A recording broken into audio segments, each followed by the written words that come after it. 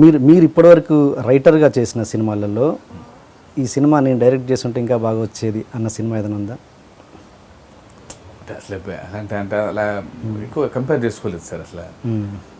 అంటే అంత మరి నేను చేస్తుంటే చరిత్రలు మారిపోయాను సినిమా ఏం లేదు. డెఫినెట్ అంటే నేను చేస్తే ఇలా చేసి ఉండేవాడిని అనుకుంటాను తప్ప, అంటే నా స్టైల్ వేరే ఉంటుంది తప్ప దాని ఫేట్ మారిపోద్దని. కానీ ఫేట్ అని కాదు, ఇంకా బెటర్గా వచ్చేది అని.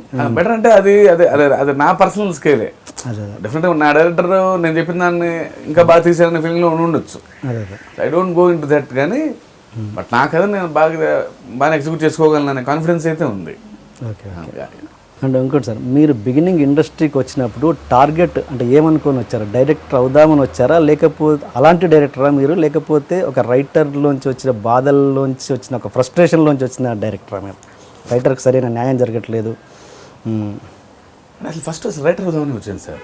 రైటర్ అవుదామని లేదు ఆనెస్ట్గా చెప్పాలంటే. నేను రైటింగ్ అంటే ఇష్టం ఓకే తప్ప అంతకుమించి ఏం లేదు అసలు. ఓకే, రైటింగ్ అంటే ఇష్టం అనే రోజులో సినిమా అసలు ఫస్ట్ సినిమా ఫీల్డే లేదు. రైటింగ్ ఇష్టం తప్ప ఆ రైటింగ్ సినిమా ఫీల్డ్కి వద్దాం అనేది కూడా లేదు. ఆ సినిమా ఫీల్డ్లో రైటింగ్ డిపార్ట్మెంట్ ఉంటుంది, రైటర్ అవ్వచ్చు, దాని కూడా లేదు. సో అనుకోకుండా లక్కీగా సరే సినిమా ఫీల్డ్కి ల్యాండ్ అయ్యాను, అసిస్టెంట్ రైటర్గా చేరాను. సో రైటర్ అవుదామని తప్ప అసలు డైరెక్టర్ అవుదామని అది లేదు. తర్వాత రైటర్ అయిన తర్వాత కొంచెం ఇబ్బందులు ఫేస్ చేసిన మాట వాస్తవం.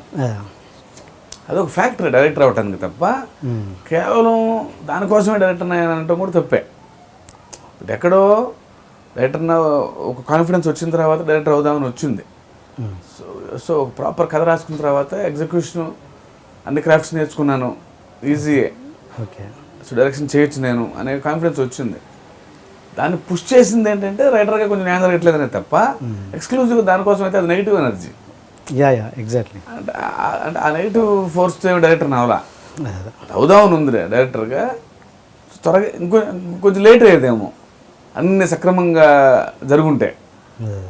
ఇది ఒక ఫ్యాక్టర్.